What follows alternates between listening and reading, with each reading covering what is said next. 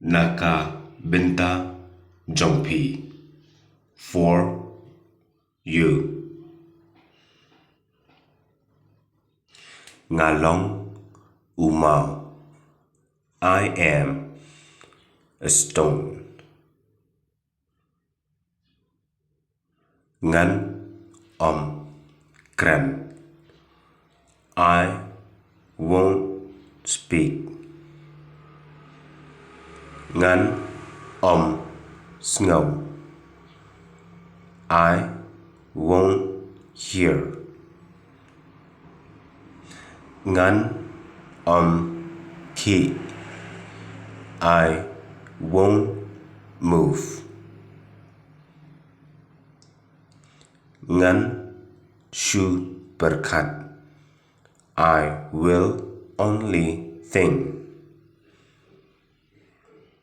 Ngan Ngap Yapi. I will listen to you. Nga Le Kat Kaba Piong. I will do whatever you say. Pa Yanga. Send me. Yalam Ya Nga. Lead me. Lead me. Bini Kalenti Yanga. Show me the way. Yathu Yanga Kajing Shisha. Tell me the truth. On Hiding. No turning back.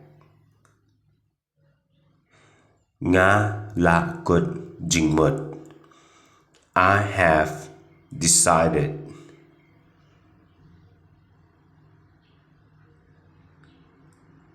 Nga Le Bet.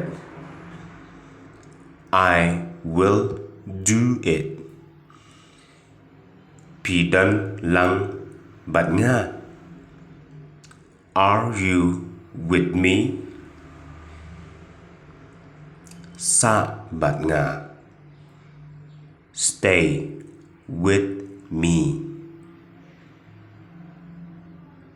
Hado Ba Kut.